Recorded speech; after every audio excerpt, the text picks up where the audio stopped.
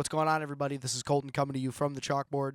I hope everyone's having an amazing start to their new year. It's 2025. Hopefully, everybody's got good things coming, and everyone's got some good goals that are achievable set for them. A couple goals that I have set for me. I definitely want to just get more back into everything that I've been doing, like my art and my filming and podcasting and writing, and I want to do a stand up minute. But before I get into all that, before we dive into all this, I want to say first thing, it's been a while. I'm a little rusty. This is like my fifth take today, just trying to get the beginning to sound fluent and good. I've been saying a lot, uh, just like I'm doing right now. Excuse me. And I'm really trying not to do that. So it's been a while. A lot's happened. Pretty much I haven't taken podcasts seriously, and since everything pretty much kind of fell apart for me a while ago, a little over 2 years ago.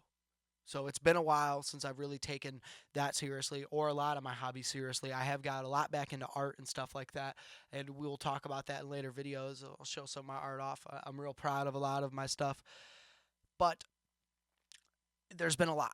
You know, me and Heather, my amazing girlfriend, we've been doing a lot, saving a lot, getting a lot of places. So we were in a little apartment pretty much in downtown Hobart, it was an amazing spot. It was right on the lake. But for the price of rent nowadays, and especially for what it was, we were just kind of outgrowing it, and we needed something bigger. So we ended up finding a nice spot over in Crown Point, another nice city from the area we're at, and it's a lot bigger. For the price, we're pretty much paying the same amount that we were for the one bedroom. We upgraded to a three bedroom, three bath. I got a garage, I got a yard, a backyard. It's nice. I love it. It's nice to have the room for people to come over. We hosted Thanksgiving and everything here. But while we were in that apartment, we got a lot done. I got my new job, which has been great. I've been grinding away, working a bunch of hours. Getting used to the hours has been weird. I work pretty much, I get up at around 3 a.m. and I get home at 12 p.m. So, I'm off pretty early, but my nighttime starts a lot earlier than everyone else's, and that's one thing that I've had to get used to, like 3, 4 o'clock is supposed to be like prime time, right? Even five, but that's like my 9 o'clock at night. So getting used to that took a while, but getting into the flow and things and everything like that, it's been amazing. We got to travel together, and it was my first really vacation ever since ever. And I went all the way across the other side of the world. I went to Japan, and we went to Osaka, and we went to Tokyo. We went to Nara. Um, I know I just threw a lot of places out. I will explain them. Basically, Japan was what I was going to talk about today because it was a big step in my life. Um, just personally for myself, because like I said, I've never really done anything like that. It was a big goal to travel across the country. I got a passport. Heather actually helped me with this thing to get the ticket, so I didn't have to check out, 1,200 bucks, right away. I paid like 200 bucks a month through the airline for the ticket, and it wasn't bad at all. It helped me out a lot. And the money in Japan goes a long way, the American dollar. I will say that. But we started off, we flew out of Chicago to Tokyo, got on a we were supposed to get a connecting flight from there to Osaka, but me, Sam, and Heather actually missed our connecting flight, so we sat there in the Tokyo airport for like an hour. It wasn't really that bad.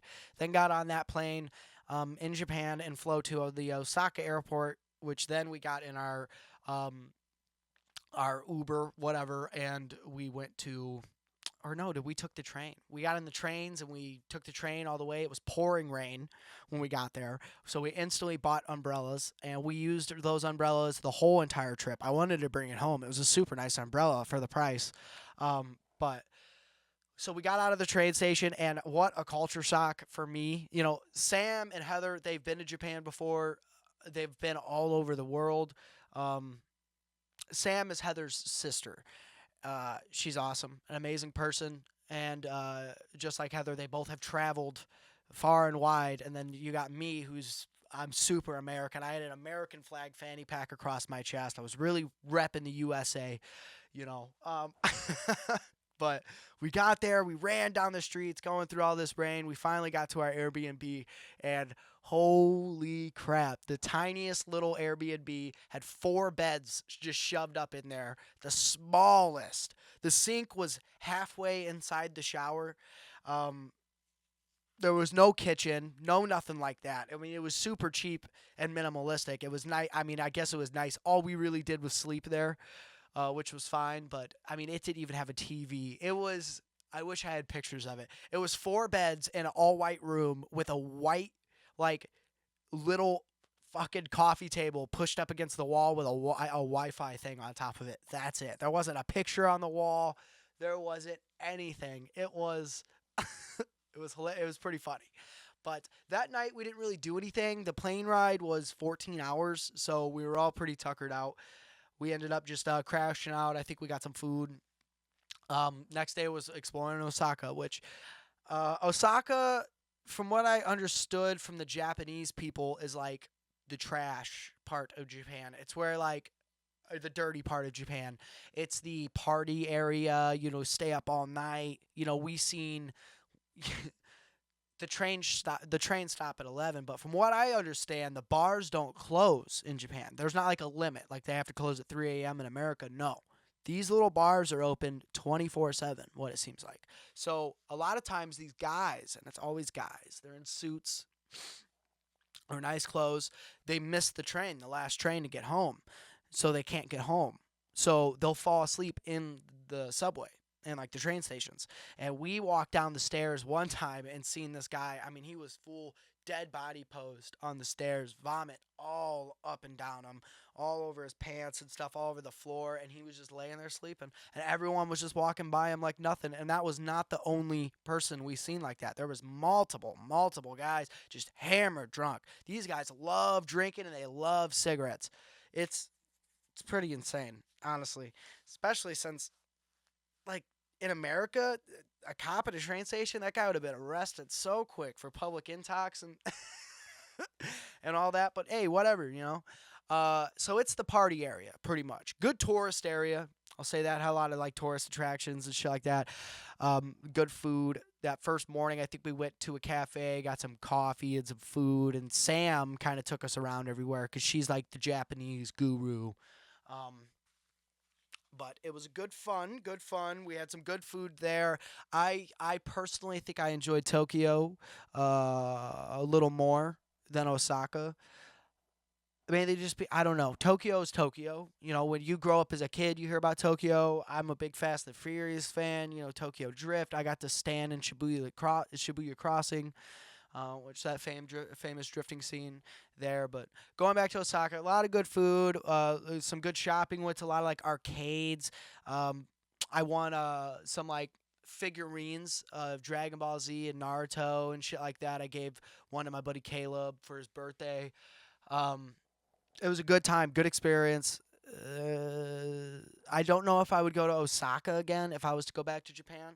Probably not. I would definitely go to Tokyo, and that's coming to the next part. So we got on the bullet train, which bad ass America, Trump, someone build a fucking bullet train. That thing was sick. All right, I highly enjoyed the bullet train. We were flying down. I don't know, fucking over 100 miles an hour, just getting it. You don't even feel a thing. This bullet smooth as butter. And Mount Fuji was out the window to my left, and me and Heather got to just look at that, which was beautiful. And I was sitting there playing on the laptop. We had Heather's laptop there, a real nice gaming laptop, and I had Fallout New Vegas on there. So I was just running around Fallout New Vegas, looking out to the left, looking at Mount Fuji. It was a real cool time. And then we got to the train station in Tokyo. Holy shit. You want to talk about people being packed like sardines inside of somewhere. Tokyo train station. I mean, it was huge. I didn't think the train station ended. Then we finally got out, finally got to our hotel, much better than the Airbnb. We all had our own rooms. The room was about just my room, my 1-bedroom little room, the bathroom. We had a bidet in the bathroom, which, by the way, Japan's got it right with the bathrooms, guys. Like there was the occasional hole in the floor. I seen it. But everywhere else, I'm talking high quality bidets. You go in as soon as you open the stall door, it's cleaning itself. Fucking steaming it down. Just steaming down. And then you go sit on it and you find out, ooh, it's warm. It's fucking warming. So your little tushies in a cloud of warmth. Okay? And then I've never used a bidet. No. It was a virgin butthole sitting on this bidet. All right? Amazing. It came out warm. I thought it was going to be cold. Fucking amazing. We went to a pool hall. It was the VIP of toilets. You go in, it was an all black bathroom, right? The stall door goes from the floor to the ceiling. You open it and close it, and it starts playing fucking music, dude. I'm talking like forest noises you can pick. Got fucking Tweety birds fucking going off. It was beautiful. And then, like I said, steaming fucking toilet. Open it up, glistening clean. Glistening. Heated fucking rim. Sit down, it's almost too hot. Ooh, gotta get used to it. The toilets it put America to shame. I will say that. We went to, I missed the best part. Let's rewind, go back to Osaka. Me and Heather went to a comedy club. The Osaka, I have a t-shirt of it, and Heather says I wear it too much. I think it's just Osaka Comedy Club. I'll have to look. I'm totally wrong, but it was in this little basement. It was Americans that live in Japan, and they do American comedy for American tour, like Japanese comedy, but American, yada yada. Amazing fucking time. That was probably the best part of the whole entire trip. In my opinion, was that comedy show. I think me and Heather both had an amazing time.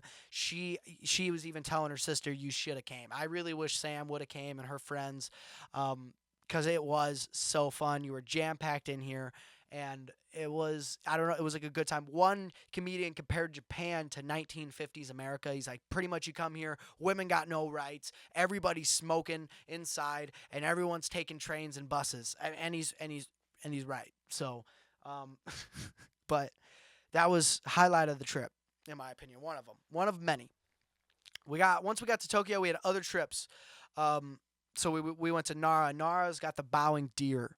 And I've never been so close to a deer like that without it being dead or something. Like this deer, they just stand there. There was one deer just sitting on the ground, and I looked at him, and he looked at me, and he said, yeah, come pet me. He said, come on. You know you want to touch my fur. Let's go, dude. And they got these little pointy fucking, just little antlers, just like this. Look like little stabbers, dude. Like if they came at you, you might lose a life. Little Shanker 2000s on them, man. Looked like all them deer were in prison, just making prison shanks. They were gorgeous, though. They're like real tiny deer. I'd say maybe their back's only 3.5 foot off the ground. They're almost, they're like the corgis of the deer. Real shorties, real shorties. They were cute, though, and they were everywhere. I mean, they were crossing the street. They're just hanging out on the sidewalks. And it's an attraction. The city knows about these deer. Nara is known for their bowing deer, and they do. They walk up, you hit them with a bow, and they fucking grace you with one, too. You feel like Harry Potter. You got to get his grace before you walk up to him. No, it was a beautiful time. Beautiful time. The palaces, the architecture of Japan, and the old way they used to woodwork and stuff like that was gorgeous to see. Because you got to remember a lot of the wood from the ancient palaces and stuff, they're not stained and stuff. They're burnt. The wood's all burnt, and it makes it last a lot longer. And you could kind of see where some sections have been replaced, restored, whatever you would say. But we went to some very beautiful. And that's when we go back to Japan, and I do want to go back. Obviously, I want to go to some other places before I go back, but I want to go back. I want to go see, Hiroshima and Okinawa, and I want to go to some islands off Japan, and I do want to go see Mount Fuji. I want to hike Mount Fuji. We were gonna go check out Mount Fuji, but the time of the year we were there was cherry blossom time, and the day we were gonna go there, Mount Fuji's visibility was at like 0% because of the fog and the cloud level. Um, maybe it, maybe because it's an active volcano. I'm not too sure, but Sam had the 411 on the Mount Fuji visibility, so we didn't end up going. Sam, Heather, and her friend, Sam's friend, all went and got tattoos as well, which was pretty cool. I couldn't tell you off the dome. They got tattoos from. Ooh, it's a movie. Oh, it's a movie. Oh man, it's a little cheesy. Spirited Away. I think Spirited Away. I think Heather will watch this and let me know if I'm wrong. But they got little tattoos from Spirited Away. They look really good though. I don't think they really cost all that much. I don't remember exactly, but me and Heather had a little date night in Tokyo. We went and got the best burger in Japan, and boy, it was good. They had made all their sauces in house, so we got like the honey mustard, the barbecue. I'm a barbecue lover, so I got their barbecue sauce. Um, it was all phenomenal. And like I said, if I have the pictures, I know Heather has plenty of pictures from Japan. I will go ahead and interlay them in. But if not, then you're not going to see any of them. And if that's something, maybe I'll do later, um, in a different style video. But right now, I'm just kind of bullshitting about it. But it was a great trip. Like I said, the culture shock of going to Japan and seeing something like that is a totally different style of society. And I will say, it makes me look bad. Like all us Americans look bad. Everyone there's thin. Everyone there's walking. All the old people cruising the streets, walking around like they're 30. Plus, they're either in Japan, you're either a child, you're somewhere between 20 to 40, or you're old. Like, you can't tell. They just have such good skin out there. I don't get it. I know some of the oldest people in the world come from an island out in Japan. An island, it's pretty much got zero. It's like got zero touch. They grow all their own food. They do all this other stuff, and they're living to like 100 years old or some shit like that. You know, fucking Japanese people, crazy. It was an amazing trip, though. It was an amazing trip. I got to get a little bit closer with Heather's sister. Like I said, that's meaningful for me because she's going to be my sister-in-law hopefully one day. So, and me and Heather got to take our first big trip together. We're already planning our next couple. We plan on doing some camping and some road tripping this year as well. But due to my style of job, I get a limited amount of time off a year. So, our big trip, we're not exactly too sure what it's going to be. She's wanting to go do a Mexico trip. If we do that, I'm going to be doing some scuba diving videos or some snorkeling videos. Um, I think that would be a blast. I've never been to Mexico. I've never been anywhere pretty much. I've been to a little bit of some states, but Japan was crazy. When I got to Japan, me and Heather went for this walk. And I don't think we had a destination in sight. We just kind of got off the train and we were by ourselves. And to be honest, we're not Sam. We're not the best at getting around through the Japanese trains. So we kind of picked a place and said, let's go here. And we were walking to this little temple, little itty bitty temple, and it's like a church for them. And this is why I say that, because this is in the middle of a neighborhood. We were just walking through alleys and streets of houses and by cars, and there was no tourist. We were the only Americans.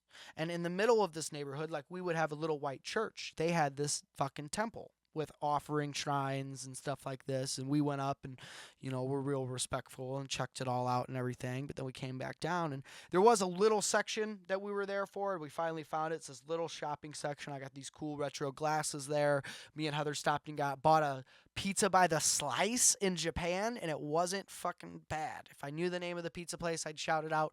Like I said, Heather knows a lot more about the names of the places we went to and stuff like that. I was just along for the ride.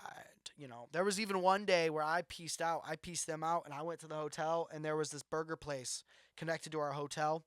And you know me and burgers, but these are Japanese style burgers. So I get there, I order 2 burgers, a large fry, and a pop, and I go up to the hotel, and our windows pretty much was just a big slider door, right? And outside the slider door, you open it up, is just the street of like main Tokyo. It was beautiful. And over here's a dance studio and a karate studio. And through the windows, you're seeing all these people do these things. And over here, you're seeing all the cars and, all the Japanese. And I kind of just sat there. And I'm going to be honest, I played a little bit of games. We were there for 12 days or 12, 14 days, something like that. And this is towards the end. So I had Peaky Blinders on because in America, our Netflix, you have to pay the top of the line subscription to get Peaky Blinders. And our T-Mobile, it comes with our, Netflix comes with our fucking cellular plan. So they took it away for a little bit. And when I got to Japan, it was up there. So I was watching Peaky Blinders. I was playing a little Fallout. I was eating my Japanese burgers. And I had the door cracked open. The Japanese fucking air blowing in. The sounds of Japan. And it sounds different. It's not like Chicago. It sounds Japanese, like the billboards there. There was this one big L billboard, like a big fucking, and it was giant animated, and it was this cat. It was just this cat. You could probably look it up on YouTube. And this cat that just came out, and it would fucking meow, and it would meow through the city, like throughout the city. And where our hotel was right next to the Godzilla theater, where Godzilla is and all that. So we got to go see Godzilla. I got this really cool picture of me with him, I don't know. It was a blast, and I highly recommend anybody to go to Japan. Anybody you wanna ask me if you should go to Japan? I do. They love us. There was this one super cute old man. We were at this big castle, golden fucking palace, just gorgeous, gorgeous historical fucking palace. I could just imagine back in the day, like the samurais walking up that fucking gravel path up through the fucking palace to get to the keep to meet the fucking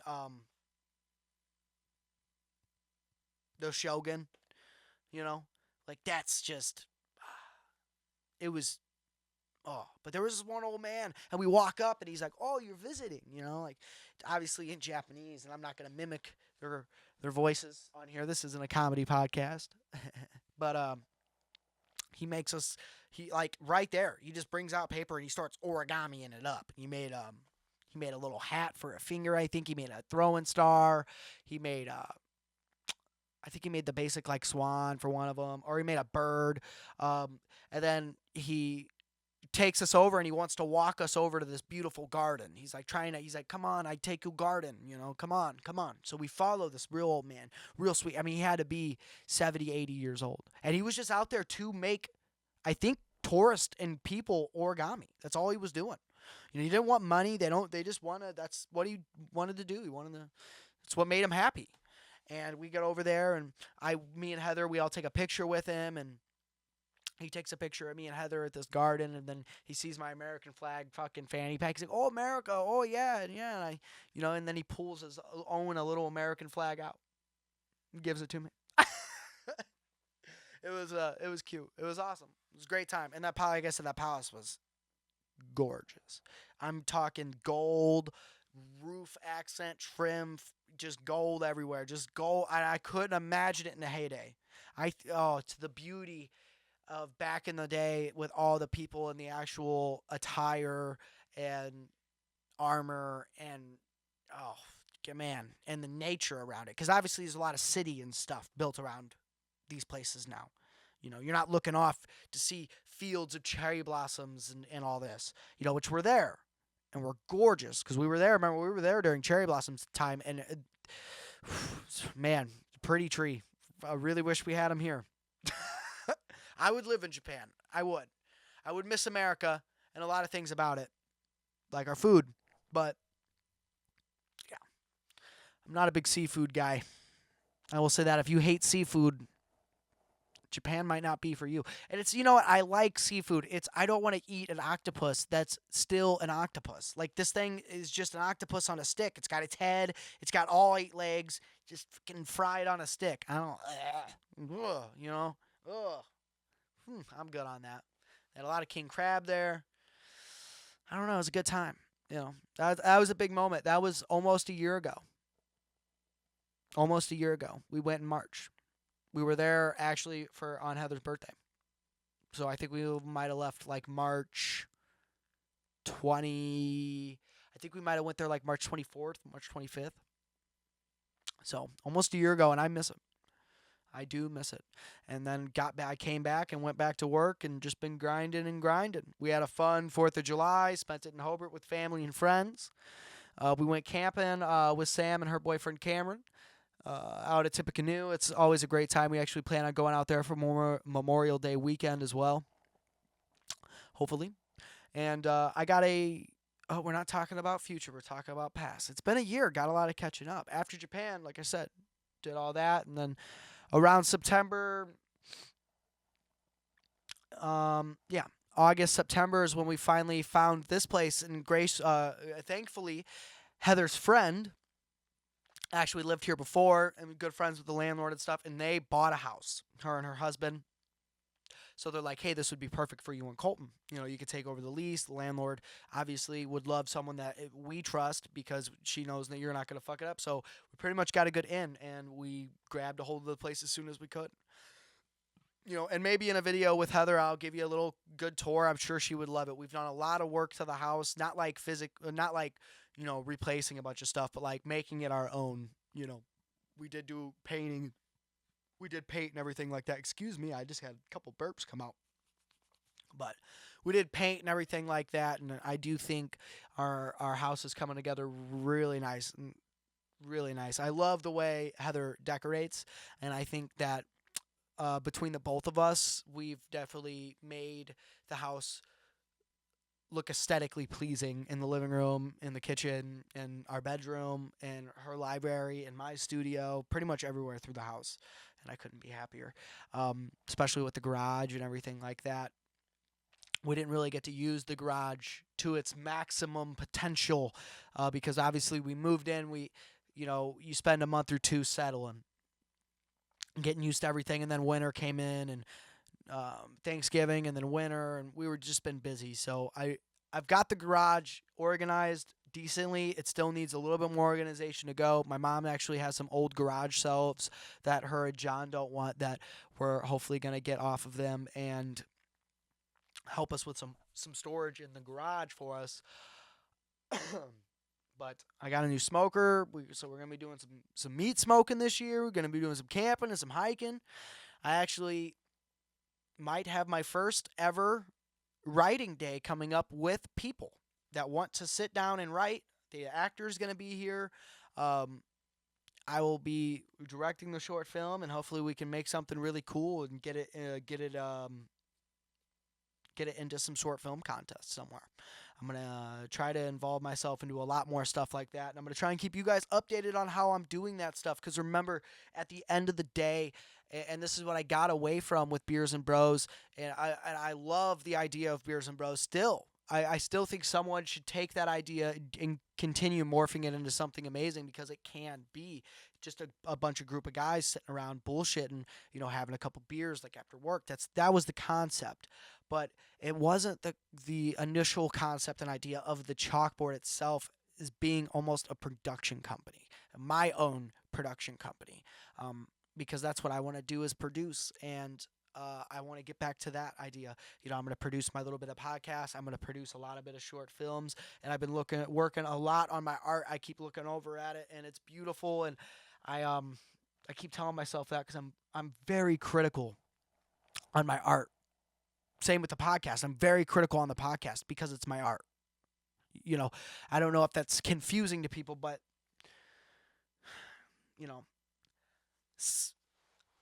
Heather's sister was here, and her and her boyfriend were sitting in here, and they looked over, and I didn't even bring up my art or anything. They just looked over, and they were checking out my room because it's changed a couple times, and he's like, "Damn, dude, your art goes crazy. Pretty much, this shit looks awesome." And in my mind, my art's very simple and just sketching. I'm just doodling, Shit, I'm just doodling, dude. That ain't nothing special. I really love Mr. Trashy. I love my creature features that I've been doing. I'm working on a lot of. I do a lot of pencil work, and I fell back into that. And I used to do art, all through school, elementary, middle school, high school, and that was something I lost through my addiction as well. And that's something I've gained back probably more than anything else. You know, I think it's because it's the easiest to gain back and it's peaceful. You know, a lot of some of these pieces I did while I was down south after my dad died and I was alone, and it was a hard time. It was a hard time because I couldn't talk to anybody about it either, and I still can't. But at the time, like to everybody else, I'm fine. Me and Heather were texting. Me and her were not only working through stuff, but still together. And while I was there through all that, and it was a couple months, so she'd call and it'd be like, "Oh, how you doing? Oh, I'm fine." But really, I wasn't. But I had my art to help me with that, and it shows. I think a lot of the art was amazing that came out of it. Yeah, but I think this is an amazing podcast. I honestly don't want to stop. And that's another part that I just need to drive. Let me think before I talk.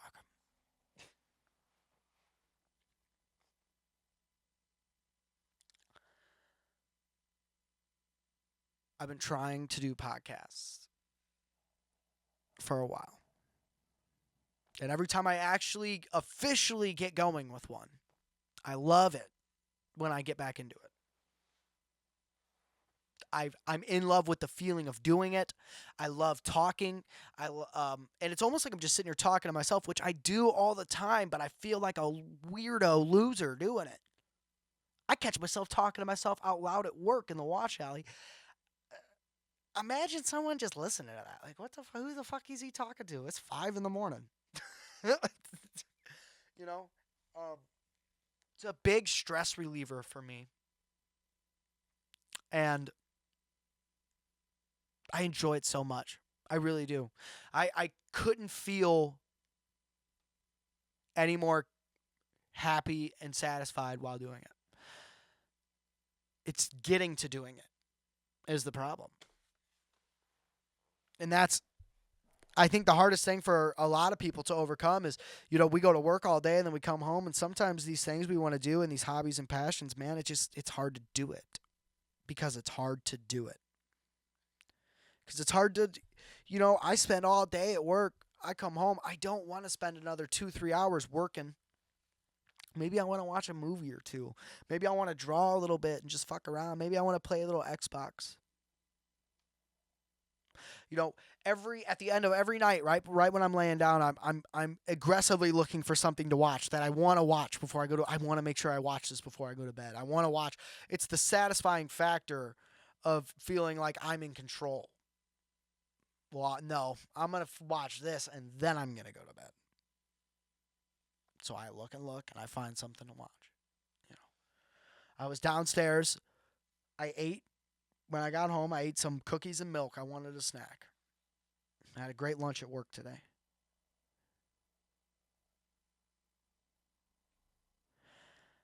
And I put a movie on. I'm a big movie guy. And I couldn't, I couldn't find anything to put on, so I threw on Jack Reacher, the first one. I don't know. Not, I mean, it's a good movie. It's not the great, it's a bullshit movie. It's what it is. It's a movie that I should easily have finished eating and been like, all right, let's get up, let's go podcast. Let's take a shower, let's go podcast. No, I watched the whole movie. I watched the whole movie. And then I showered. And then I came in here and I spent 30 minutes. I actually sat here and I fixed my audio because, like I said, I've been recording podcasts. The last one I actually just sat down and recorded last week was amazing. Another 30, 40-minute podcast. Boom, boom, boom, going. Feeling great, feeling great. I get done, go to editing, audio, terrible. Terrible audio. It's just this high-pitched fucking screech through the whole lower end of the audio. It's my old soundboard. I bought a new soundboard. Finally got it up and going today after spending the time to actually sit down, read, and figure it out. Look what that gets you. Better sounding audio. um, Yeah, I don't know, man. It's just drive. Sometimes I just don't want to do it, and I feel like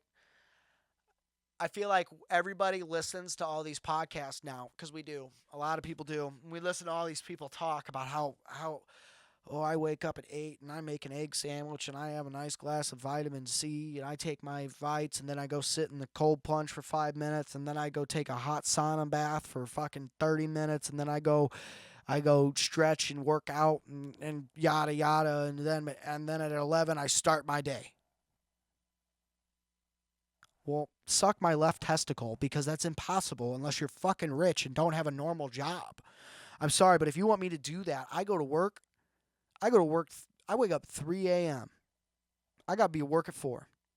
I wake up for enough time to wake up, brush my teeth, put some clothes on, go downstairs, make a cup of coffee, grab my lunch that my love of my life, Heather, made me. Thank God she makes me lunch every night. I go warm up my car and I start my drive to work, which is 35 minutes. But you're telling me for me to be successful in all this, and this is the mindset that a lot of people are getting. They're like getting this tossed into their head that I got to do all this crazy shit in the morning. And then you set yourself up for failure because you're not going to be able to do it. You can't set goals that aren't achievable, and I put myself down more than anybody, especially when I set a goal and I don't achieve it. And I'm just sitting there and it's fucking, oh man, should have just fucking recorded a podcast today. What were you going to talk about? I don't know. Bullshit. Who cares? I'm not doing this for anyone else but me anymore. I feel like it's selfish, but I mean, it's not. Obviously, I'm going to touch someone's heart. I'm going to make somebody's day. I'm going to make someone smile. That's great. But it makes me smile to just do it. So I need to just do it. But I do like my audio to sound good. My camera is amazing now. I bought this amazing Sony fucking beautiful fucking video camera that's going to kick ass on the new short films and the filming that we're going to be doing, especially with the lenses and shit that I got. And I'm really pumped for this year. I think 2025 is going to be the best year of my life. With what me and Heather are doing, with what I'm going to be doing with the podcast, with the writing that I'm going to be doing, with the small but with the big but achievable goals that I have, with the president in office, with just with everything. It's going to be a good year. It's going to be a good year. I'm going to keep telling myself till it is. And with that, I hope everyone else is doing the same. Having an amazing year, an amazing month, an amazing 2025. Remember, don't set some goal too high that's just going to disappoint yourself in the end. Make sure it's an achievable goal. And always love yourself. Stay peaced. What? Stay peaced?